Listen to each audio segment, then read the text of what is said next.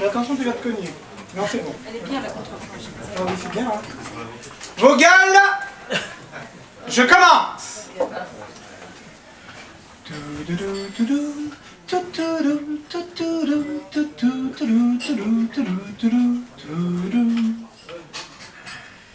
Mesdames et messieurs, je suis ravi que vous ayez accepté l'invitation d'Hercule Poirot, ici même, dans le grand salon Denis Podalides de la ville de Paris, afin de connaître enfin toute la vérité sur ce que la presse de caniveau, à savoir Gala, Closer ou Libération, a d'ores et déjà surnommé l'affaire des bijoux de la Kardashian. Je dois vous avouer que cette affaire a donné bien du fil à retordre à Poirot et à ses petites cellules grises. Non pas que l'affaire fût particulièrement complexe à résoudre, ce fut même un jeu d'enfant par rapport à l'interpellation il y a quelques années de l'éventreur du Puy du Fou. J'ai mis un temps fou à comprendre qu'il s'agissait de Villiers. Mais c'était la première fois dans cette affaire que Poirot avait affaire à une victime aussi conne. Durant toute ma longue carrière, j'ai connu des rombières limitées, des duchesses atrocement superficielles, et, pardonnez-moi mon bon Hastings, même votre reine d'Angleterre peut avoir ses côtés boulets. Mais là, la première fois que j'ai interviewé Lady Kardashian, j'ai eu l'impression désagréable de parler à un cheval. Et d'ailleurs, notre premier interrogatoire fut un dialogue de sourds jusqu'au moment où Poirot a eu l'idée de génie de lui faire taper un coup de sabot pour oui, 2 coups de sabot pour non. Mais venons-en à présent à la reconstitution du crime proprement dit, car c'est là qu'est toute la clé de ce mystère. Nous sommes donc dans un grand hôtel de Paris, dans la nuit de dimanche à lundi. Lady Kardashian, descendue dans la ville lumière pour se livrer à ses occupations habituelles, à savoir regarder des vêtements, vomir dans des caniveaux et se mettre un maximum de choses dans le nez, est en train de regarder le cinéma de minuit sur France 3. Et, comme de juste, elle ne comprend pas grand-chose. Jusqu'au moment où elle réalise que ce qu'elle regarde n'est pas un film du commandant Cousteau, mais l'aquarium de sa chambre d'hôtel. Et c'est à ce moment-là que le destin capricieux lui joue un très très mauvais tour. On sonne à sa porte. Pour elle, aucun doute, il est 2 h du matin, ça ne peut être que son dealer. Elle ouvre donc en toute confiance. Et là, stupeur. Au lieu du petit voyou attendu, ce sont 5 individus en uniforme de la police nationale qui lui font face sur le seuil. Ils ont l'air patibulaires, ils sont mal rasés, ils s'expriment dans un français approximatif, ils sentent l'alcool et la traite de grosse bougnoule. L'illusion est parfaite. Comment cette brave femme, ainsi que le concierge de l'hôtel qui les a fait rentrer, auraient-ils pu croire que ce n'étaient pas de vrais policiers? Détail intéressant. La raison de leur visite est tout ce qu'il y a de plus étrange pour des policiers. Ils viennent lui ramener la tuyauterie. Phrase prononcée par le chef des malfrats et qu'il avait sans doute entendu dans un film pornographique qu'il avait confondu avec un film policier. La pauvre victime ne remarque pas cette bizarrerie et fait l'erreur de les laisser rentrer. Fatale erreur. Aussitôt, il l'assomme en lui lisant 2 lignes du dernier livre de Michel Onfray. Puis, il l'attache dans la salle de bain.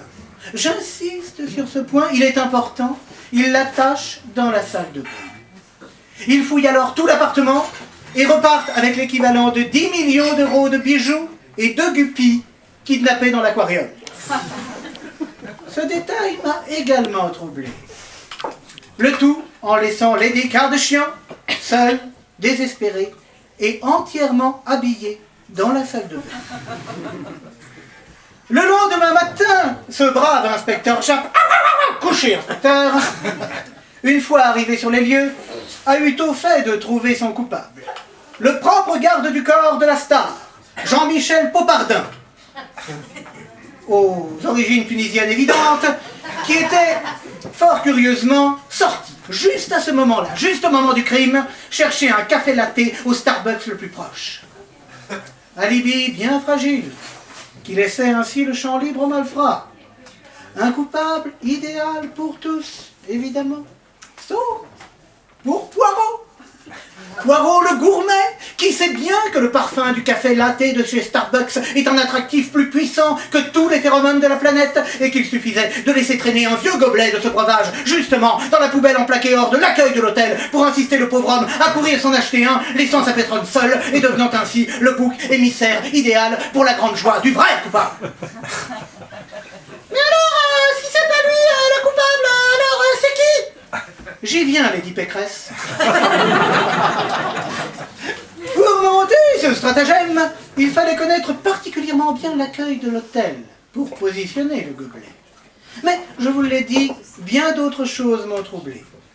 Je vous demande de vous remémorer la curieuse phrase prononcée par le chef des policiers, décrit par Lady Kardashian comme un tout petit bonhomme, très nerveux. Je viens vous ramener la tuyauterie. Dans notre monde moderne, où chacun est abonné à au moins un bouquet de chaînes cinéma, qui peut encore confondre un film policier et un film pornographique? Qui, sinon un homme pressé, un ogre, un éjaculateur précoce de la cinéphilie? Mais mon opinion fut faite à cause d'un petit détail. Les malfrats, sur ordre de leur chef, ont directement ligoté Lady Kardashian dans la salle de bain, sur une chaise, et cela jusqu'à leur départ. Et c'est là que la connaissance qu'a Poirot de l'âme humaine a fait merveille. Et surtout, sa connaissance de la psychologie masculine. Je me suis renseigné auprès de grands sexologues, le docteur Ruff ou Guillaume Texier. Tout être humain de sexe mâle, hétérosexuel, entraînant une créature telle que Lady Kardashian dans une salle de bain, la contraindra forcément à prendre une douche nue devant lui. S'il ne l'a pas fait, cela ne peut être que pour deux raisons. La première, c'est que notre coupable est gay. Or, nous l'avons dit, c'est la Fashion Week. Et donc, à l'heure du crime, tous les homosexuels de Paris étaient en train de faire des retouches. La deuxième raison, et c'est pour moi donc la bonne, c'est que notre criminel a déjà une créature de rêve à la maison. Restent les guppies, ces petits poissons si attachants et si populaires auprès des vieilles dames gâteuses à qui on extorque de l'argent. À partir de là, tout devenait limpide, et tous les soupçons de Poirot se sont tournés vers le seul coupable possible, le concierge de l'hôtel, Monsieur Paul Bismuth. Alors là, Monsieur Poirot, je suis extrêmement déçu que vous vous attaquiez ainsi à un honnête travailleur, qui se lève tôt, alors que des hordes de barbares s'apprête à tous nous massacrer et à augmenter nos impôts. Silence, canaille! En effet, c'est pas faux, on peut se demander quel intérêt aurait un simple concierge à voler des bijoux invendables. Mais derrière cet habile déguisement, je l'ai très vite compris, se cache un excellent comédien, un batteur de tréteaux, un menteur professionnel, l'homme le plus cupide du pays, un monstre sans scrupules, le Napoléon du crime, le Depardieu de la même... Vous l'avez là? L'infâme Nicolas Sarkozy! Damned, j'y suis fait. Mais vous ne me rattraperez jamais, pas avant 2017. Allez, ciao les losers. Non, il s'enfuit. Non, Jacques, au pied. Ce n'est pas la peine, laissez-le fuir. D'autres que nous lui régleront son compte à la primaire. Ah, Hastings, voilà encore une fois une affaire rondement menée par Poirot. Il ne me reste plus maintenant qu'à aller saluer Lady Kardashian. Non mais je vous en prie, Lady Kardashian, Poirot ne fait que son métier. Comment? Vous cherchez un moyen de me remercier? Ça vous dirait une petite douche? Merci.